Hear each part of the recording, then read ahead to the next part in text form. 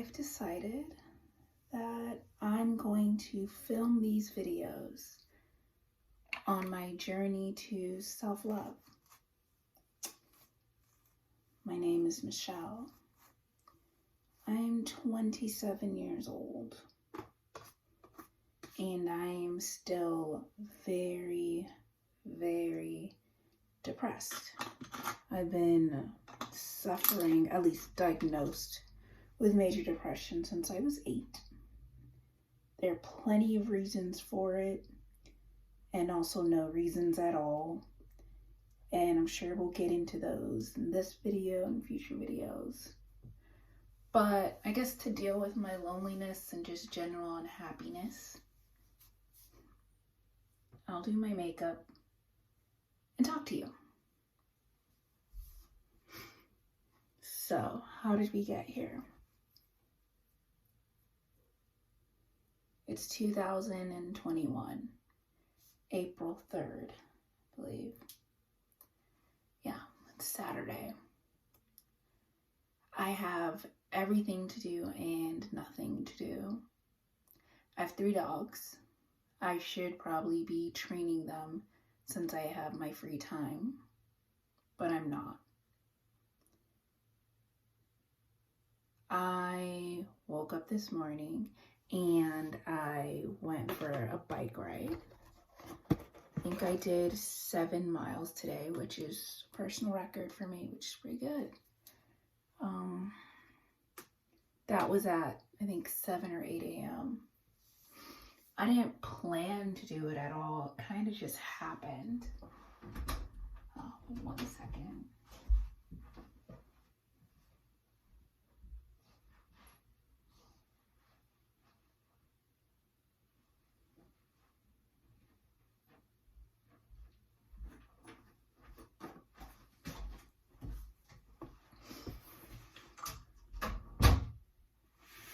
Right, so I went for the bike ride.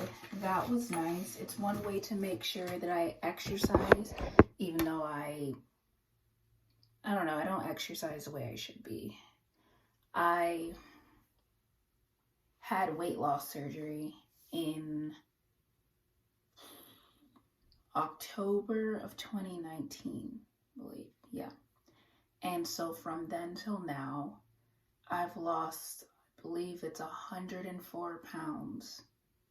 Highest weight was like 256, 260-ish, somewhere around there. And I'm currently about 155. My goal is 145, but the last 10 pounds have been really hard to shake. I'm trying to build muscle mass, but one, I have always hated exercise. Always. It's just now that I'm starting to understand that sometimes you need to trick yourself into it by doing things that you actually like. I like riding my bike. I know that that's exercise, but I don't think of it that way. I just think of it as going out and getting some fresh air. The stuff I'm struggling with is actually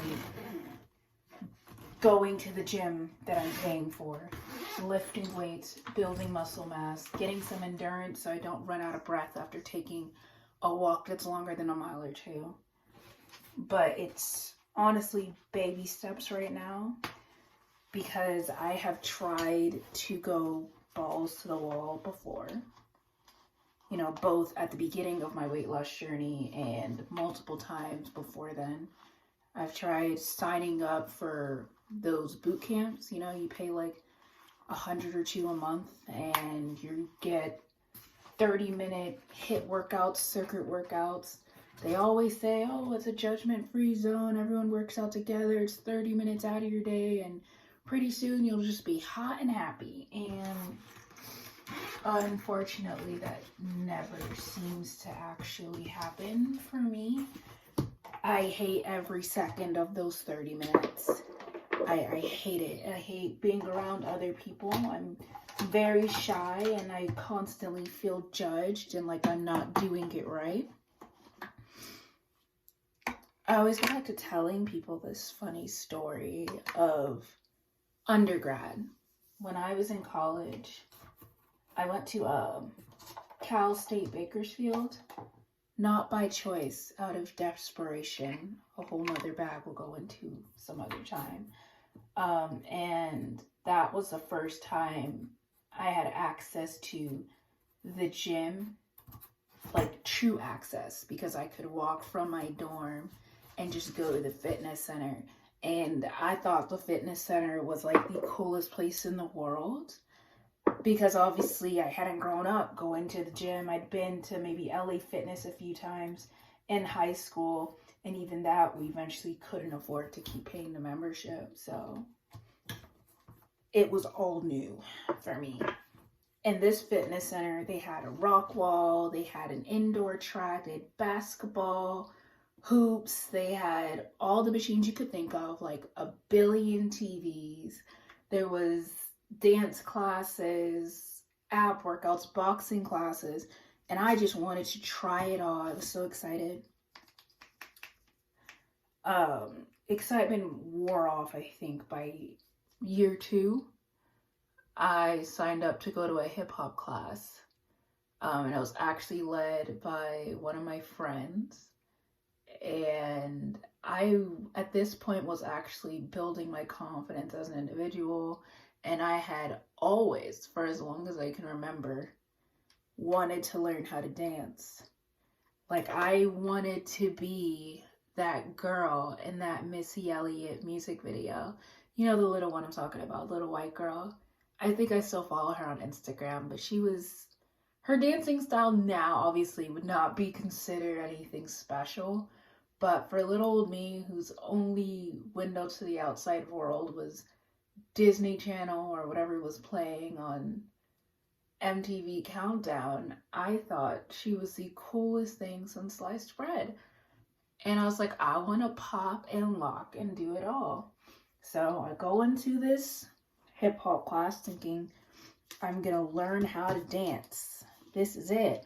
And it's being led by my friend. There's maybe 8 other people in the room, and I'm trying to follow along with the dance moves. It was actually me and my roommate. She went there with me, to support me, because like when I say this, it meant a lot. Like, I was so excited. I was convinced that this was gonna pan out, and it did not.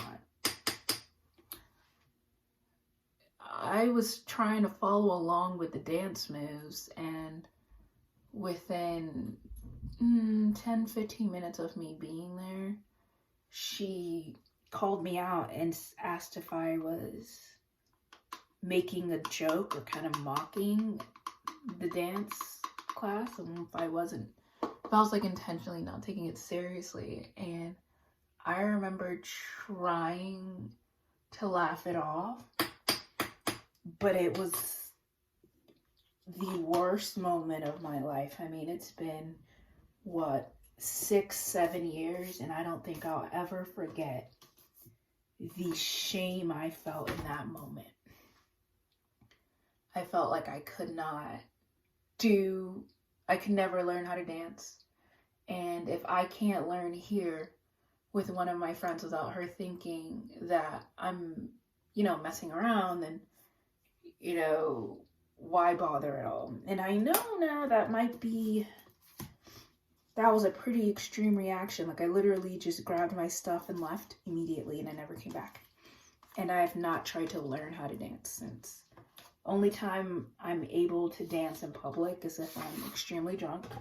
I love dancing. I do. I go out all the time. I like to go to raves. I like to go to the club. And the first thing I'll do is chug half a bottle of vodka or tequila, because I want to actually enjoy myself. And now I have such anxiety built up around dancing that people are going to laugh at me or think that I'm not taking it seriously or whatever.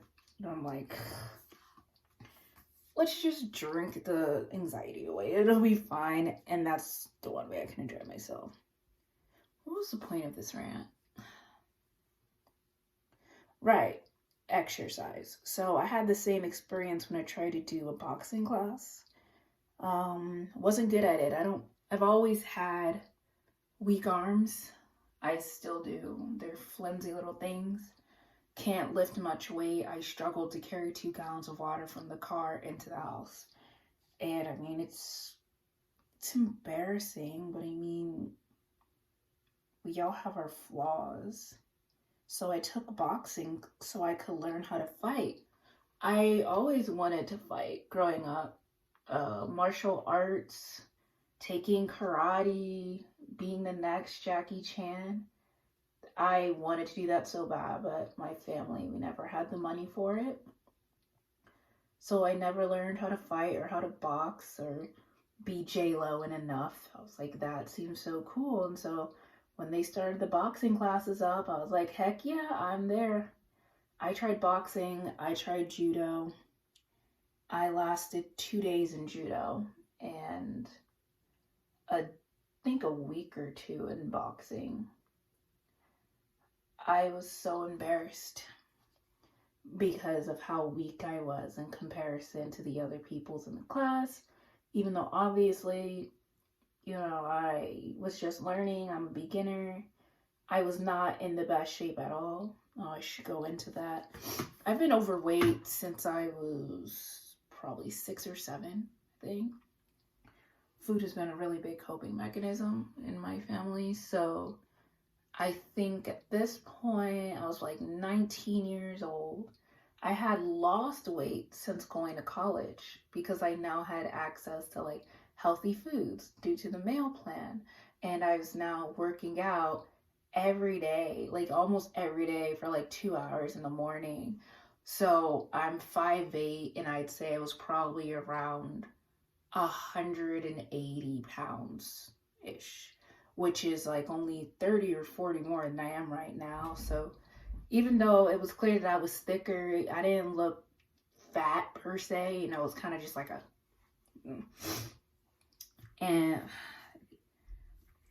yeah, but I wasn't in the best shape. Like I was doing a lot of weight lifting and I was working out on the elliptical, but I still didn't have any stamina. I still don't have any endurance, and I don't know how to build it up. Ooh, they offered free personal training at my school too. And I remember signing up for a personal trainer twice. I had 2 different ones. Not good experiences. I'm sure anyone else who's had a personal trainer knows it's very hit or miss. Like, it's nothing against either lady. They both tried. I just don't think they understood how personal I would take things and how bad I wanted for this to work and how much it hurt every time I felt like I wasn't meeting their expectations. Like, I'm sure they were just trying to like inspire me and get me to like push yourself a little harder. But like, I had a lot of health issues at this point.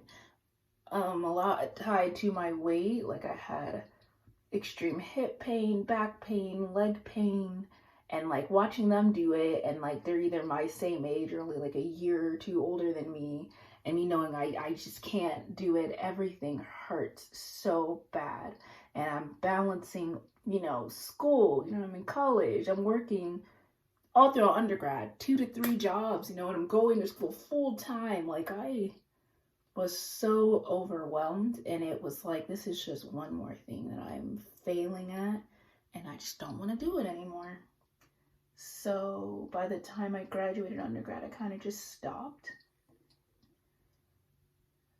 I would also say that things like working out, eating well, maintaining friendships, all of that is part of self-love. And at this point, I was not doing anything to care for myself as a human being. I kept thinking that will all come later when I finish school and I have success. I'll graduate and I'll get a good job. Doesn't have to be great. It just has to be able to provide me a roof over my head, food in my belly, and space. That's all I wanted. Like, I'm talking my goal. It still is the same goal. I would be completely satisfied with a 2-bedroom apartment. Things don't need to be upgraded, just in decent condition. I would like parking. I would like access to water, gas, and heat. That's it.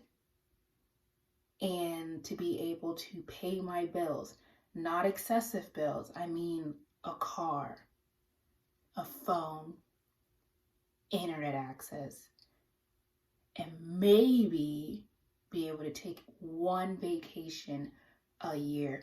I'm not talking big vacations. I'm not talking the Maldives. I'm saying, like, if I could go to Vegas for a weekend once a year, that would be plenty enough. So my goal out of school was to be making between $50,000 to $60,000 a year. I can repay my student debt, which is a lot. It's a lot of debt.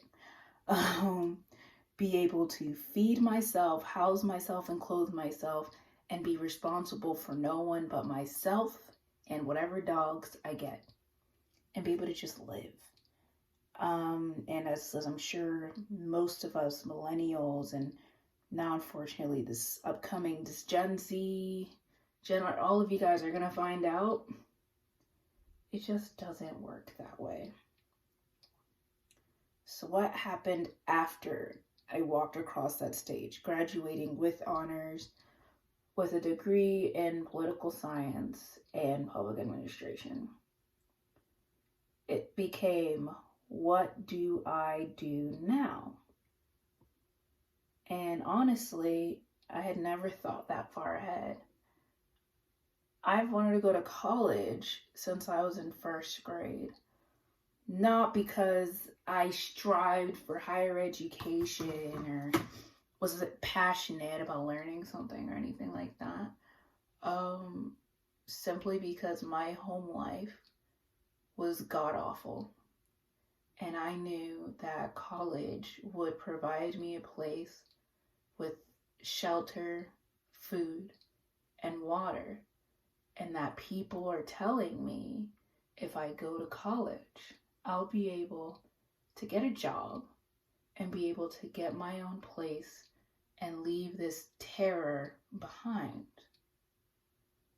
And so I worked very hard in school. I think that's why a lot of us get angry, because I don't think I'm alone in this at all. If you came from a bad life, like you got Section 8 housing and the only food you're eating is the food that you're getting at free lunch during the week and you're starving on weekends, it's a strong motivator to read your books, study, cross your fingers and pray to God you get access to higher education and a chance to just live a life that you see on Disney Channel. I don't need a big house. I would do well with a starter situation. Let me just exist without fear. This does not happen for us. So, let's rewind back to leaving college, graduating. I was living in a 1-bedroom apartment across the street with my roommate. We were sharing that 1 bedroom. At this point, we weren't in a good place at all. And I do think a lot of it was on me. I resented her because while I was killing myself at the end, I was working 3 jobs and still in extreme debt, and I owed her so much money. I was behind on the rent, and she wasn't even pressuring me for it, but the guilt, just knowing that even though I was killing myself to try to succeed, I was still actively failing in every aspect of my life. And she wasn't in that situation. She wasn't like a rich girl. Like, this isn't like the kid of a CEO. This is just a simple, normal, middle-class person with a family who could afford for her to take out loans. They could afford to sign on for more loans for her. They could afford for her to focus just on studying, and that only. She could afford to have a social life. She could afford to make plans for the summer. She could afford to not think 10 steps ahead because there's a safety net after this. And I did not feel that comfort in my situation at all. No one was going to sign those loans for me if I wasn't going to get approved for them. If I didn't get myself into Bakersfield, I would still be working. If I could, I'd be working in fast food probably for the foreseeable future. There was no one who was going to help me buy a car. No one who would help me learn how to do makeup, which I'm sure you'll notice soon. No one who was going to help me do much of anything. And if I didn't figure it all out in between literally starving, being exhausted, sleep deprived, studying, and working, I was going to be out of luck, just shit out of luck. I think it still made me angry. It made me so angry at her, and it wasn't her fault. It's not her fault that my situation wasn't good.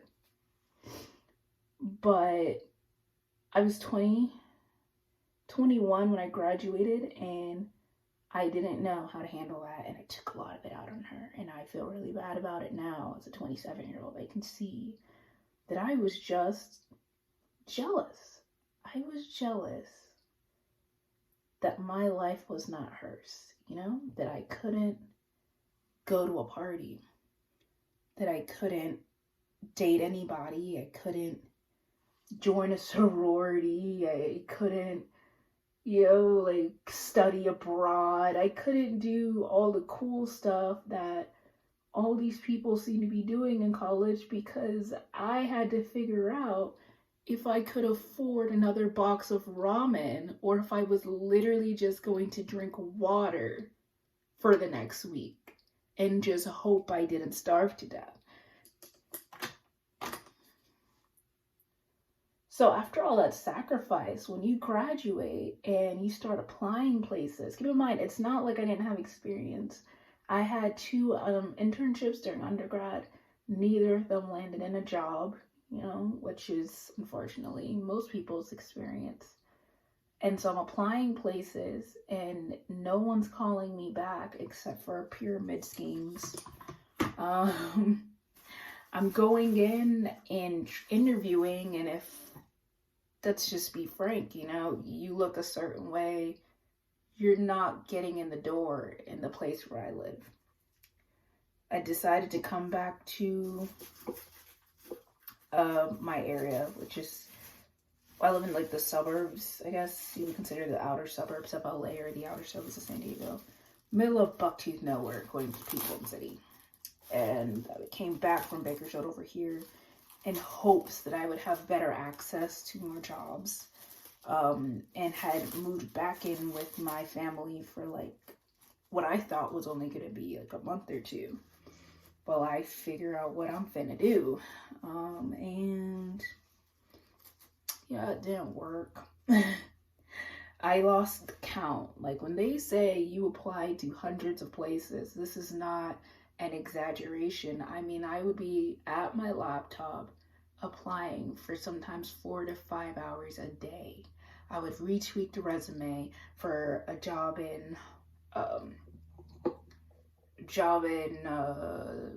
anything political. I applied for the voters registrations, I applied for campaigns, I applied for marketing positions, I applied for administrative assistant positions. I was my goal was 50 to 60K, and I realized pretty fast here in Southern California that wasn't really gonna happen for me. Nobody's interested in that, so my goal became lower and lower. So now I'm shooting for a job if I can make at least $25,000, just so I can at least pay these student loans and actually pay my Sprint phone bill.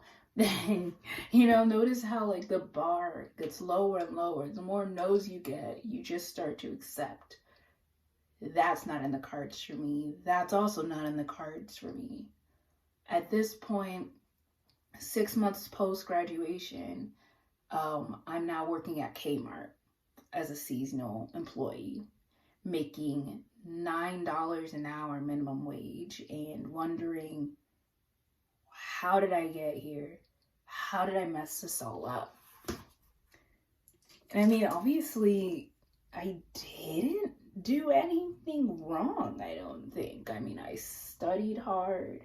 I went to college. I was applying. I wasn't giving up. I was showing up, making smiles. I had, at this point, I hadn't completely run into closed accounts yet. I had 2 major credit cards, and I had nearly maxed both of them out. So I was about $11,000 or $12,000 in debt because I couldn't afford my phone bill. And you know what happens when you don't pay your phone bill? They add on late fees and they roll it over. And then so I just started putting that phone bill on my credit card. And since I still don't have income, now I'm putting my gas bill on my credit card and my insurance bill on my credit card. And now I'm realizing maybe I just don't look nice enough. That's why they're not hiring me. So I invested in like 3 or 4. I went on a shopping spree. And by shopping spree, I mean I spent, I think, $120 at H&M buying business casual clothes and interviewing clothes to invest in my search for employment. So I put all that on a credit card. Like, it seems like now as a 27-year-old, it's like, wow, that's ridiculous. But I was really trying. I was really, really trying. And it's like all of it was for naught because I ended up at Kmart because I realized I couldn't pay the minimum balance on the credit card. That's, people say, how do poor people stay poor? Your credit card payment when you're making good on your payments, and it's usually based on the percentage of your balance. So when it's not out of control, maybe you're paying somewhere between $25 to $50 a month on your card. Maybe you're able to pay off your full balance. When you can't pay your balance anymore and you can't even pay a little before the minimum, you're making your $25 minimum, and the next month it's $30 minimum, and then it's $50 minimum, and maybe you've been buying more gas because I'm traveling further to get to the interviews. Maybe I'm paying now for more makeup, hoping maybe if I'm more pretty, they'll be more interested in me. Maybe you're now paying somebody to try to inspire you. I'm buying podcasts and buying interview books, all of this on the same credit card. My balance is getting higher. My minimum is getting higher. And eventually, once the minimum got to, I think, about 100, 120, could not afford the minimum payment. So then you get hit with your late fees and they start calling you over and over again. The anxiety starts. You don't know what to do. Like, I want to pay this credit card just as much as you want me to pay this credit card. Problem is, I can't find a job. No one's hiring. I have no options. I'm in debt. And you only have 6 months of student loan deference or whatever. So I'm running out of time, So I gave in, I'm working at Kmart. I think from Kmart, then I went and signed up at the temp agency. I was like, even if it's not sustainable, even if it's only for a little bit, at least I can have some income in hopes of keeping this credit card before my credit score tanks. Spoiler alert, I did not figure it out. I didn't. I tried to keep up appearances. The credit cards eventually became closed. They went into collections. And some of those credit cards are still chasing me to this day. There's nothing I can really do about that at this point. I'm gonna just like live like I did my best. Did I ever make it to a decent salary? Not really. The temp agency got me into a few of those really crappy selling solar positions. I worked a few campaigns. These are all considered contract work. So some jobs would be for like 3 months. I think I had a 3-month job doing campaigns for $15 an hour. That's the same I was getting paid in undergrad without my degree. but I couldn't get hired to even be a lead or a manager for the campaign. It's very confusing. It's all about who you know. And if you're a first generation person with parents who don't have any pull, you know no one. No one. You have no community. You have no one to go to beg for help, no one to help you have a little bit of nepotism or open a door for you. You're really out here just hoping someone will pick you like you're winning the lottery. And life is not a Disney movie. A lot of the times they will not pick you. I worked at Taco Bell. I think that was my lowest point, when I gave in and was working at a cashier at an actual fast food restaurant with 2 degrees under my belt. At this point, because immediately after undergrad, I'd actually enrolled in graduate school. And when I realized that I was going to accept another $40,000 in debt, and I was already not able to buy food, I had a whole mental breakdown and had to withdraw from the program. So I have my undergrad, I have my associates, and I have a hotel management hotel management certification. Can't get a job at a hotel. Why? I don't know. I applied to at least 8 of them. No one called me back. Can't get a job leading a campaign. Why? I don't know. No one's called me back. I've gone to the temp agency and they're bringing me hourly positions, sales positions. And I kind of just accepted, oh, well, maybe this is all there is. I got scammed, bamboozled. I went and I took out, I think at this point I'm over $60,000 or $70,000 in student loans. And I was smart, I graduated with honors then. I was always in the honor roll growing up. I really did my best, but my best wasn't extraordinary, I guess. It's kind of like that thing people say, the rule in the Black community is you have to be 3 times better to make it into the first step. And I personally would consider myself to be about 2 times better. I scored all A's and B's. I have a good work ethic, but I don't think there is anything about me that is particularly extraordinary. I've lost 100 pounds, but I'm still not skinny, I went on a natural hair journey, but my hair's still not long. I went to school and I got a bachelor's, but it wasn't an Ivy League school, mostly because I couldn't afford to go to an Ivy League school. And even the school that I did want to go to, San Francisco State University, no one in my family would help me sign a loan for. So I ended up at Bakersfield. I'd wanted to get a degree in either computer science or engineering because I knew that I would make money if I went in there, not because I had any passion, but unfortunately Bakersfield didn't have one at the time. I was high school class of 2011, so back in 2011 they didn't have one. I think I graduated in 2015. I think they had built an engineering school at that point there, but it was brand new. I think literally they finished the building a week after graduation or something ridiculous. I was like, cool. So now you have the degree I actually wanted. So political science, I literally ended up with a political science degree simply because there was no other option.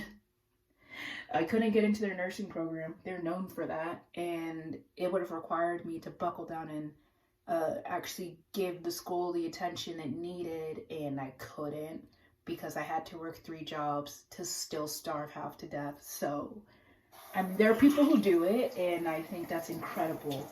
But for me, I guess I'm just not mentally strong enough. I'm knowing that I don't know how I'm going to eat tomorrow was extremely stressful for me. Not knowing how I would pay for my textbooks was extremely stressful for me. So I couldn't imagine even trying to take on the nursing program. And even if I did, I would have hated every second of it because I hate nursing.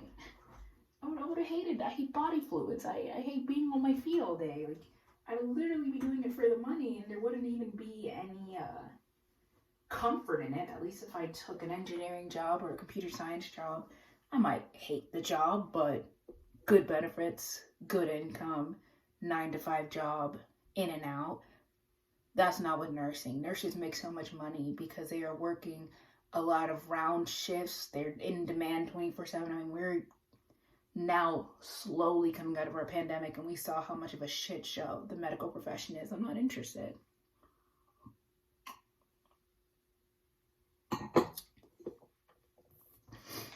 Okay, so let's just fast forward, because there were a lot of temp jobs. Like, when I say I've had a lot of jobs, if my resume was honest, I would say I've had over 15 different jobs, but a lot of them were through temp agencies. You know, I was there for 2 days, 3 days. Best job I ever had was working for Department of Homeland Security, Immigration and Customs Enforcement. Yeah, ICE. I think they only hired me because they had such a bad reputation at that point. Nobody wanted to work there.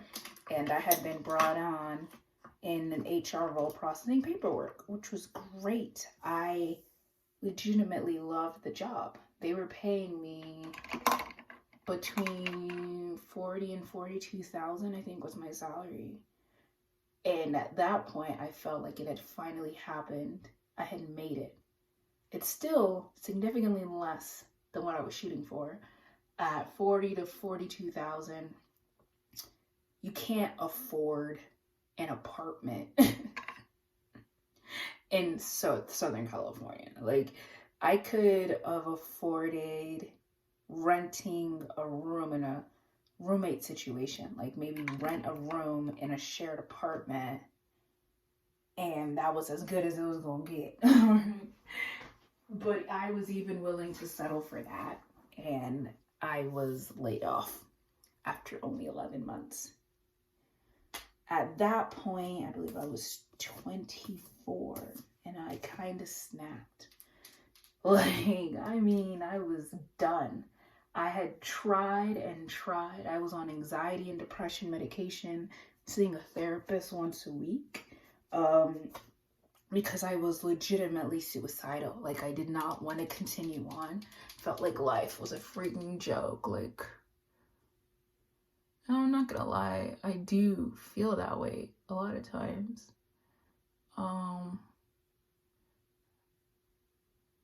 I took a hiatus for a little while, I think for like a month. Then I got a personal assisting job at a cannabis company.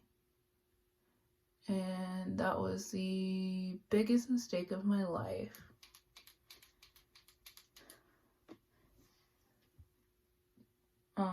The lady who I was assisting, she was an awful person, and I don't mean that like in like a, oh, like she like attacked you or anything. She just didn't, I think she didn't care. It was very much corporate America. I had never been treated that bad in my life, and that's saying something, because I mean, I worked in a lot of different retails. I worked at Forever 21, Kmart, Taco Bell, Torrid. Like, I've worked in a lot of shitty jobs, and this lady offered me my actual goal for once. I think I was making 48, somewhere between 48 or 50,000 a year, or I would have, you know, if I'd been able to stay. And so I was like, this is it. Like, I can finally work at a job, build a career. I'm like, I'm gonna just have an office. I'll be here for the next 20, 30 years of my life, and then hopefully be able to retire, you know, and move the hell on. And no, she hated my guts. I think she regretted hiring me within the first week. Our personalities completely clashed. She talked down to me and everyone else in the office. It broke my confidence. It made me feel like I wasn't a good worker, like I had no idea what I was doing, and like there was no hope. She fired me after 1 month of being there. And I still have nightmares about it to this day. And it was 2 years ago. I will never forget her. And it made me feel like I should never try to shoot so high again. And I haven't. My next job is the job that I've been at now for over 2 years. Customer service rep. I sit in an office. It's a 9 to 5 job of me staring at a computer, making $15 an hour. The same pay I was making before I got a degree. I work long days. You know, we're in a pandemic, so obviously I've been working from home for about the last year or so. But it is not uncommon for me or anyone else on the team to work 10, sometimes even 12 hours in a day. Even with all the headache and pushing myself to my limits, I am not making enough money to be on my own. I've been living with my family now going on this year 6, I think. 2015, 2021. Yes, this is year 6. I would say I look into moving out at least once a month. I've been super depressed lately, so I'd say look into it probably once a day. You know, I look into the housing situation and no, yeah, it's just never gonna happen. People would say relocate to another state. All I say is this is where that whole privilege thing comes in. I'm a first generation. My family is here. Even if I was comfortable relocating to another state, which state would that be? I am still a Black young woman in America. That eliminates almost all the Midwest. All of Middle America, really, if I don't want to experience racism on a daily, if not hourly basis. I mean, I experience a lot of racism here. This is considered just a moderately conservative area by California standards. And my self-worth is already so low. I don't know how I would be able to put up with someone just hating my guts to my face in a place that's more affordable, like Texas or Kansas or Indiana. So that option is not one for me. This is where that whole being white is cool, because you can be broke, right? And the option to relocate is not something that could possibly lead to the ending of your life, or the ending of the life of your loved ones, or the ending of your self-respect. You know, it's just like, it's not worth it for me to move to the Midwest. Moving back to the East Coast, I'm originally from Washington, D.C. Not affordable. You know, I'm gonna have the same issues probably, monetarily wise. Still deal with racism, but I won't have Southern California weather. So I kind of feel like where I'm living is technically best case in a horrible situation. I mean, but if anyone knows of a place, you know, like, I guess in another part of the country where I can maybe get a 1 or 2 bedroom apartment, a condo, a townhouse, and I can live there with a prominent Black community where I will not be shot on sight, yelled at, spit at. I can actually find work without them loving me on paper and loving me on the phone. And then when I show up, you know, in person, I can literally see them lose all hope when I walk through the door. This has happened to me at least 5 times here in this area. I have been extremely overqualified for a job. Like, I know that the person who I will be reporting to has probably not read a book in the last 10 years. They never went to college. They're going to be making twice what I'm making. And yet they're going to question whether or not I know what I'm doing, if I could even do this job that is still significantly lower pay than what I should be getting. And they'll still be like, nah, she can't do it. I'm talking jobs like assistant work. You could hire somebody out of high school to be an assistant or a receptionist, or, you know, someone to just do the books in the back. These are things people work themselves up for. They dropped out of college at 16. But I, with a associate's, 3 different certifications, and a bachelor's degree with honors, and am now on my 4th degree, I'm now taking out another loan to study for computer science again in hopes of fixing my life. I will not be considered for that job. And I can tell the second that I walk in the room, I'm like, oh, they had that look. They exchanged their eyes, and they already know that I'm not what they're looking for. Sometimes I don't think they even know that that's what it is. They saw an afro. They saw my size and all that, and nothing happened. Oh, let's get back to that whole thing. My size. Depression is a funny thing, because I didn't realize how much coping mechanisms I had picked up.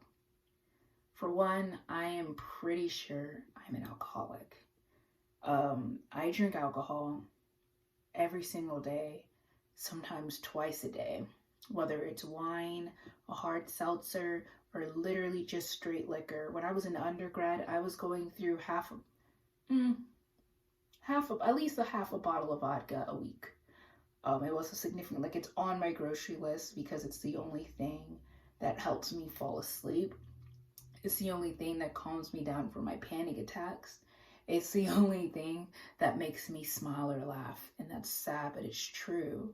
I used to think, be addicted to prescription drugs. Not the cool ones. I'm not out here popping Xanny or Molly.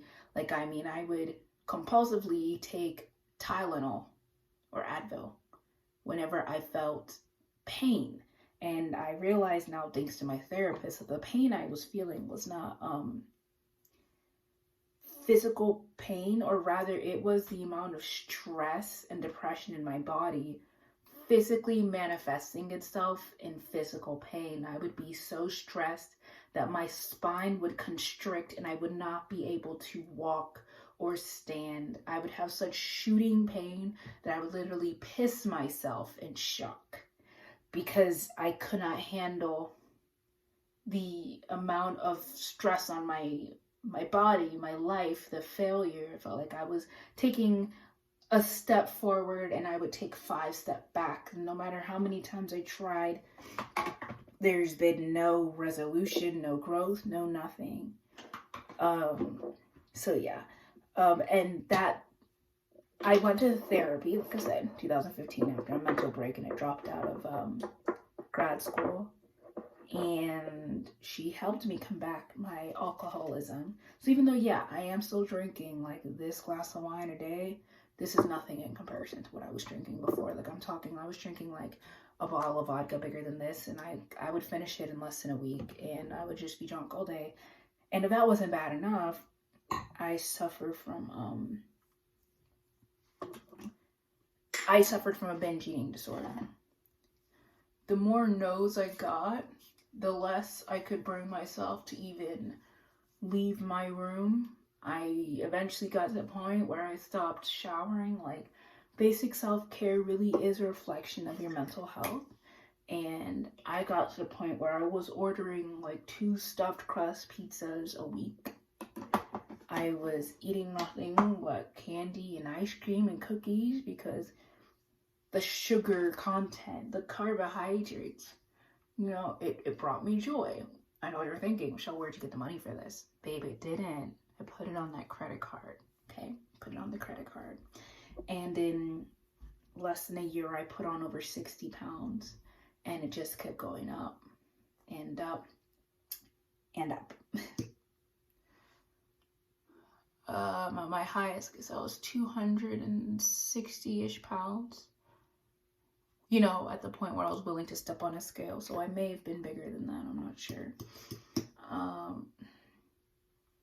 And I realized that I was 25 years old and in the most unhappy thing in my life. And I was like, I don't want to kill myself thanks to the anxiety medication. Shout out to Cymbalta.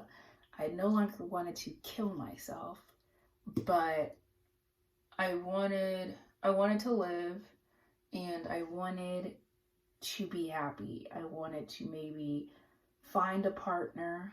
I wanted to maybe start a family. I wanted to give myself a shot at it. So I needed to at least get my physical health in order. So I looked into getting weight loss surgery.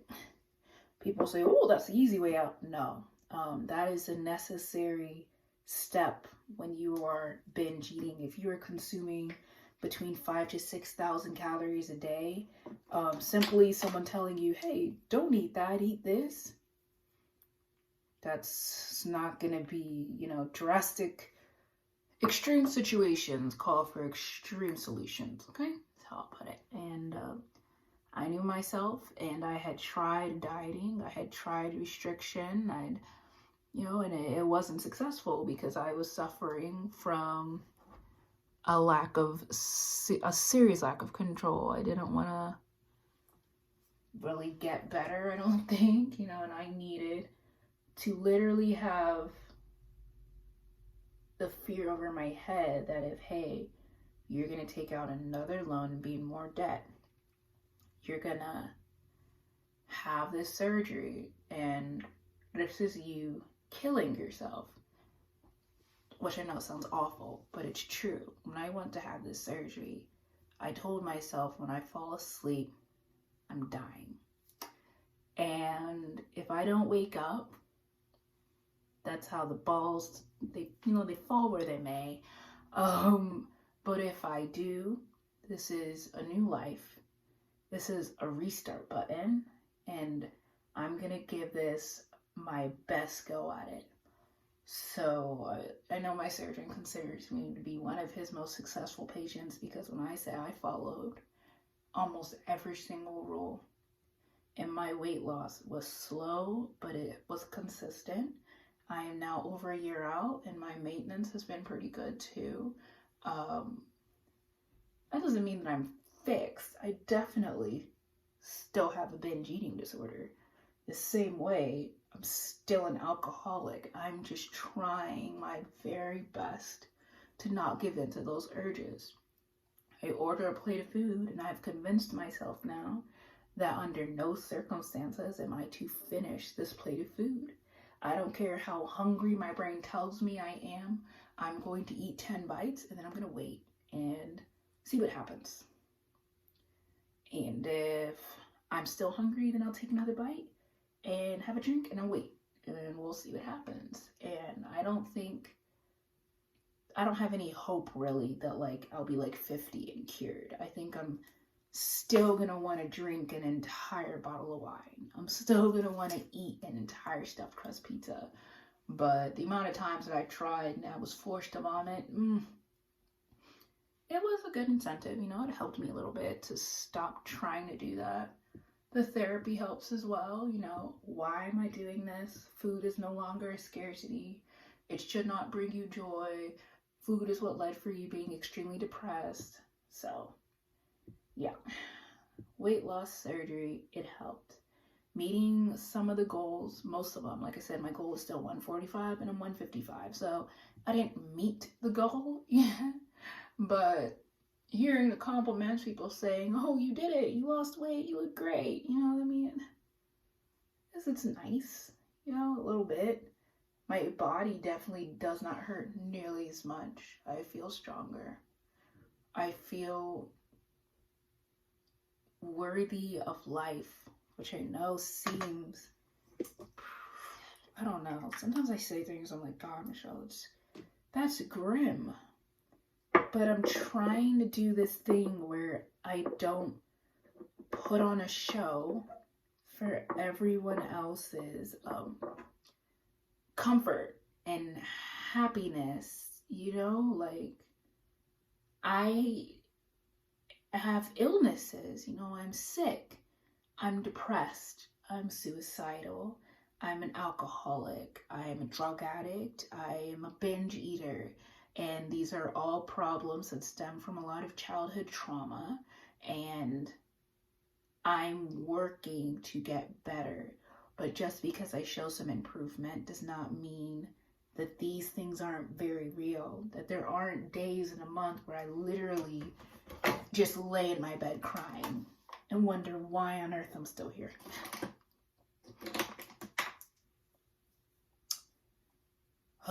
See, and I usually try not to talk about this stuff too much because it does make me sad. Because I've read thousands of books. It's one of my favorite things to do.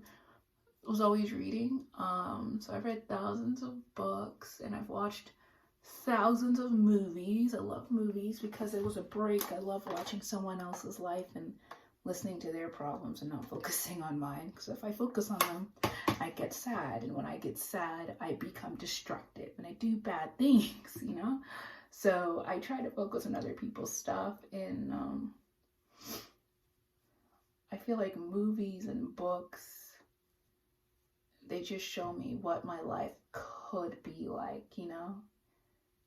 And I know that even though I may not be starting at the same place, I can still work harder. And maybe I can get there eventually. Like maybe if I go to the gym more, I can get muscles. And if I get muscles, I'll be hot. And if I'm hot, I can either become an influencer, a sugar baby, or a wife. And all of that still comes back to me still just wanting security. I want a home. I want access to clean water, heat, a bed of my own. I want a phone that I'm not in debt at. And a job where I'm moderately respected. Remember, not big, low standards. That's something else I know I need to work on with my therapist. I don't dream big. I always thought that was funny, you know, like in interviews and girls like, what are your dreams, your aspirations? I've never thought of anything past basic survival. I don't have dreams of my own. I have no passions, you know, like all I want in life is to be okay. I have recently discovered I crave companionship. I was just telling my friend that I think the reason I keep dogs, I'm now up to 3 dogs, is because I know that these dogs love me because I provide them with food, shelter, and water. And as long as I keep doing that, they won't leave me. And I am their whole world. And I only trust these dogs to do that. Like, I would love to be in a beautiful, loving relationship with a man and or a woman. I'm not picky, honestly. But I don't really consider myself to be worthy of love. When I'm in a relationship, I will do anything I can to try to make that person as happy as possible, because I am convinced that if I stop showering them with gifts, affection, you know, anything, like when I say anything, like the things I have done, said, the acts I've put on, the level I've gone, like I've taken men on vacations, once again on credit cards, bought them gifts on credit cards. I'll do basically just about anything in bed, like anything, dude. Like, even whether I want it or not, whether I like it or not, does not even cross my mind. I just want them to like me enough to stay with me. I don't even need them to love me. Just tolerate me. I don't want kids. I really don't. So that's not even a discussion. Like, it would just be cool if maybe you and we get a little place. And sometimes we watch Netflix together. We can even have separate rooms. You could just be a person in my life consistently. It's a very low standard, and everyone says, Michelle, you gotta higher these standards. But how can I hire those standards for them when that's the standard for myself? You know, like, I have only within this past year decided that my health and well-being matters. I've never considered anything in my in a career, you know, to be like, hey, do you really like your job? That's something that I'm going through right now. My job pays my bills. I'm still broke. I'm still living in my mother's house. I've almost paid off my car. I can't afford any nice things. You know, I'm still have some of those things. I still have closed accounts I need to pay off. Like, so I'm still broke. Okay, I'm in debt. Everything was upside down from where it should be. So it's like, if I already feel like I ain't shit, you know, like, how am I gonna ask someone else to be anything to me? I'm like, look, can I just like hang out with you sometimes? Because I'm really lonely and I talk to my dogs a lot, and now I'm at the point at which I'm talking to cameras. And I'm the same way with my friends too. I don't know. I don't think throughout life that a lot of my friends have put in the amount of care, love, and attention that I give them. Like, I skip doctor's appointments. I skip things I want to do. There have been times when I've been up for over 24 hours and I'll still go to my friends' whatever, you know, whether it's a garage sale or like a game night or they're having some family event, just because I'm like, God, I'm just so happy to have been included, that you even thought to invite me. Though, like, it doesn't even occur to me, do you really want to go? My answer is, well, I mean, it's better than being here, right? Like, I hate it here. We all say that, like, LOL, but no, like, I legitimately hate it here. I hate this house. I hate most of my family members. And it's not in a spoiled manner. Trust me, they have earned the hate. I despise them.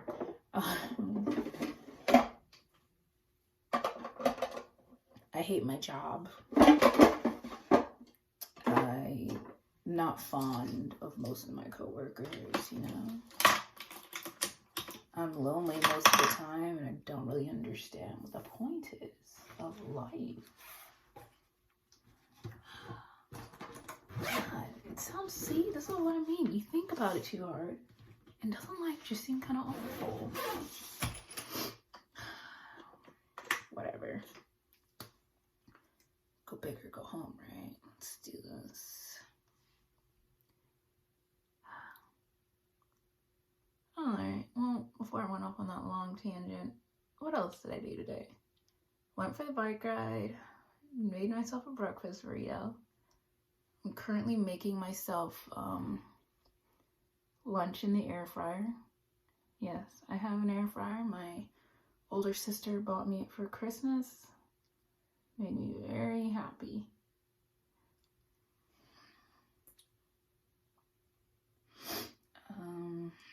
I went to Plato's Closet to drop off all my old clothes. I said I've lost over 100 pounds. Nothing fits. And I realized that I had invested in a lot of like loungewear and stuff. I don't know if you can really, probably can't see it. There. You know, I got a lot of stuff that I wear now that I didn't used to wear. I'm between a size 8 and a 10, which is a medium or a large. And I think that's just my natural body. So like I said, I'm 5'8". I have wide hips, you know, big butt, tits. It is what it is, you know. So all my stuff from like my 3X times, 2X times, 1X, 0X, all the way down to like a size 12. And then I'm just getting rid of it. So I dropped it all off there. We'll see how that goes. If they give me even 20 bucks, I consider it a win, because I was going to leave it at Goodwill. So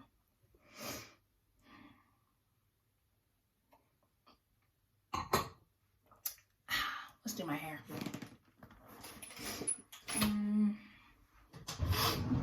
What else did I do today? I cleaned. I clean a lot. I find it weird, but it was something else one of my therapists told me. Well, I've had 3 different therapists in my life. So this was the second one. She said something about little wins, making goals, and how I should totally give myself credit for doing little things. So I should make a goal of waking up and making my bed. And you know, if I made my bed, then that's something else off my to-do list. And I think that made me transfer that the whole drug abuse, you know, the Tylenol abuse. I don't do that anymore. Instead, when I feel really anxious or useless or unhappy with my life, I clean. And I mean, I clean. Like, I bought a carpet cleaner off of Amazon. I'll vacuum, I'll wash the carpet, I'll clean the grout with a toothbrush, I'll wash all my clothes based on color and size, redress all the rooms, I'll Windex every window. Yeah, I'm sure you can tell my family loves that I do this. They're like, oh, it's like we have a housekeeper, but like, I'm doing it because it's, at that time, the only thing bringing me joy or satisfaction. I'm succeeding in something. Nothing that I actually want to succeed in, you know. Life ain't going the way I want it to. Ain't got the job I wanted, you know. In a lot of debt. Very stressed. In a pandemic, you know. Things aren't working out. But I can wash the hell out of these dishes. And so I do. She calls it coping mechanisms. So I did that this morning. I cleaned the yard, vacuumed, mopped, washed the carpet again. I set up a workout station in the loft area. Yeah. Fed the dogs, played with them a little bit of training. And after I'm done doing this, I'm gonna go make some lunch. Some delicioso lunch. I'm just gonna have some chicken and zucchini. I still eat a lot of pre-made foods. Like, I think it's really cool that so many people are able to be like veganish, or like the really cool keto people. Yeah, I follow a keto diet. And that works for me because I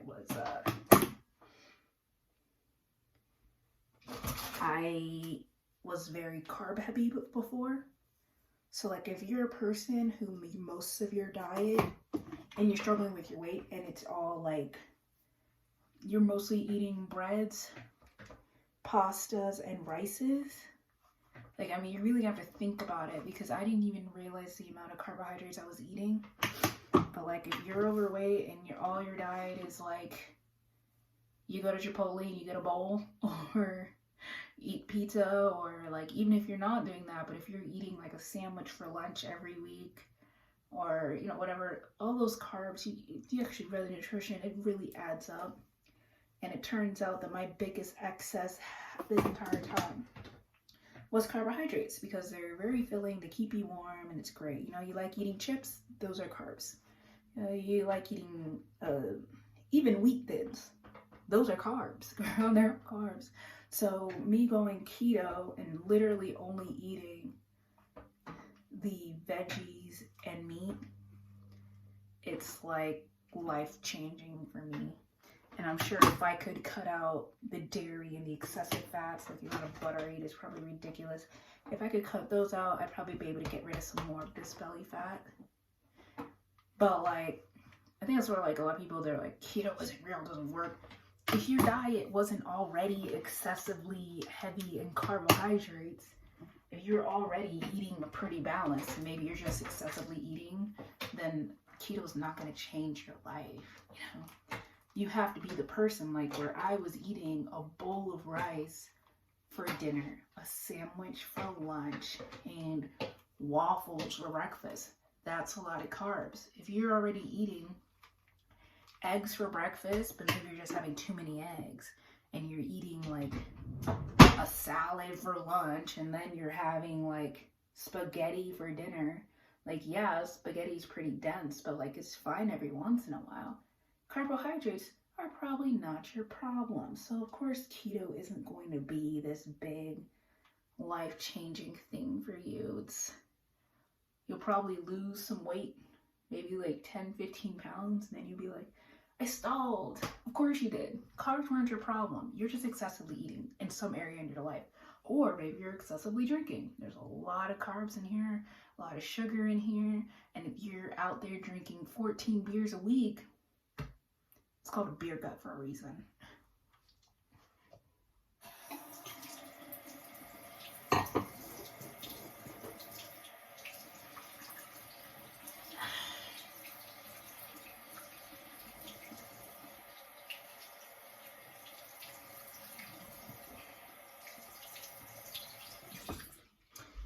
Okay, well, I guess you can consider this to be video number 1. I'm gonna keep making these, but not in a, there's gonna be a schedule way or whatever, or that I'm gonna even remotely promote this, because these videos are completely selfish. The video is for me, it is not for you. And if you don't like the video, you can watch someone else's. There's a lot of other videos on here, I know, because I watch an ungodly amount of YouTube. Later, Gator.